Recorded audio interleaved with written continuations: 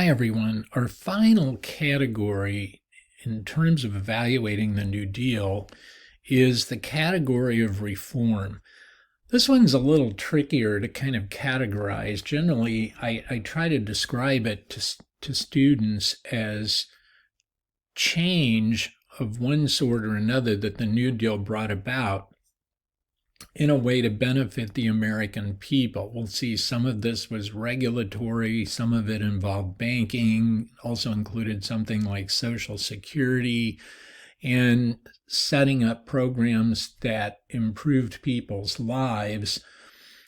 Two main examples being the Rural Electrification Program and the Tennessee Valley Authority that still exists today. So let's jump in and take a look at this.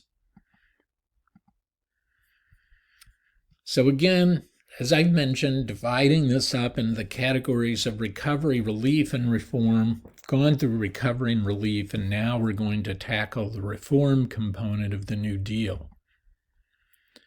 So one of the examples of this that I just referenced is a federal agency that still exists, still headquartered in Knoxville, Tennessee, the TVA, Tennessee Valley Authority.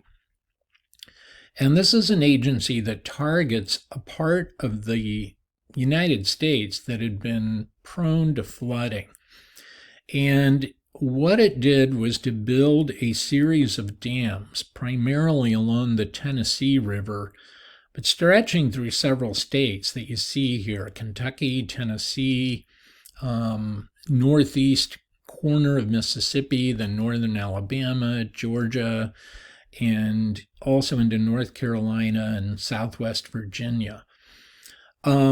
These dams eliminated flooding that had plagued this region. The construction of these dams provided employment to hundreds of thousands of people, and then as a functioning agency, the TVA was able to provide permanent employment to many people. And through the power generated by these dams also brought electricity to many parts of this area that hadn't had it.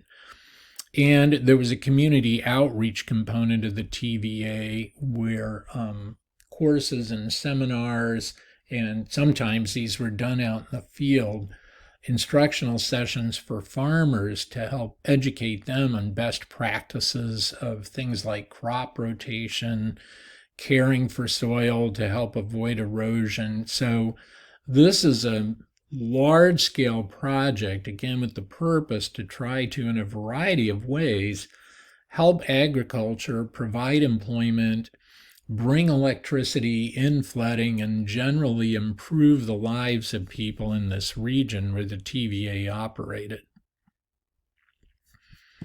Similar to the TVA, but dealing with a different issue, was a New Deal program called the REA, the Rural Electrification Administration. This set up cooperatives that extended power lines and therefore brought electricity to millions of Americans in rural areas. In the 1930s, most of the large utility companies hadn't extended their power lines into more sparsely populated areas because they didn't think it would be profitable. So while people in urban areas had enjoyed electricity since its invention, many Americans in rural areas still lacked it. And once the REA began building electric lines, then utility companies started scrambling and rapidly followed suit. So it sets in motion a chain of events that brings electricity to millions of Americans in rural areas that lacked it before. Also, the REA set up a standard that we still have, which is charging you based on the amount of electricity you use. Utility companies had favored an approach where they charged people a flat rate, and that may sound great in theory, but in practice, utility companies, the flat rate they charged was often greater than the amount of electricity that people actually used. In the 1930s, people used the term yardstick rates to describe this, saying the REA was a yardstick rate, meaning it measured how much electricity you used and charged you accordingly. Couple of other elements of New Deal reform involving the banking industry. We mentioned previously how the Glass-Steagall Act set up the Federal Deposit Insurance Corporation, FDIC, which guaranteed money that Americans had in banks. So you knew if your bank failed, that money was protected and you would get it back.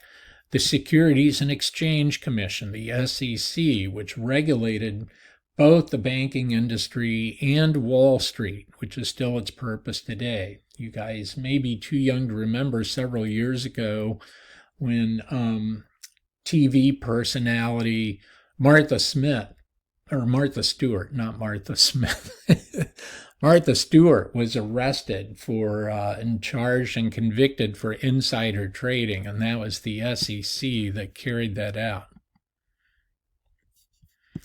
And then finally, the last two examples of New Deal reform, this came up in a question in class, and it's one of the reasons that Roosevelt enjoyed the support of blue-collar workers, working-class Americans, was that his administration was the first to recognize that workers had a right to join unions where they could bargain collectively, and that grew out of the National Labor Relations Act, also known as the Wagner Act. And then the New Deal also created Social Security. Most European nations had had some form of this since the 19th century, and the United States didn't. And so, especially after the U.S. became industrialized, starting after the Civil War and into the early 20th century, life was risky, perilous for Americans financially, because if you were injured in your job, say you were a steel worker and weren't able to work anymore, that was tough. There weren't any, 401k plans or anything like that. You literally lost your income. Company might pay you some kind of lump payment, but they might not. Many companies didn't. And so Americans were totally dependent on what they could save on their own. And especially when the Depression hit, people lost work, had wages and hours cut. That proved impossible. So Social Security is designed to provide some sense of financial security for retired Americans by taxing your income during the years that you're working. It's a regressive tax, meaning the same percentage is taken out. Even today, this is how it works. If you're an engineer at Boeing or whether you're working full-time at McDonald's, you have the same percentage taken out of your paycheck, regardless of what you're making. But that's put aside, and then those funds are available to you in your retirement years. Social Security was controversial then. It is still now. Every once in a while, conservatives will suggest doing away with it, and that's usually met with a backlash of opposition. It was discriminatory when it started in that it excluded several categories of employment. For instance, domestic work, which was a primary form of employment for Black women during that era, when Black Americans were severely limited in the types of work available to them. And those sorts of things were corrected over the years with Social Security, but it had a number of flaws in it at the time that it was started. It's an important part of what the New Deal tried to do, and a significant example of New Deal reform.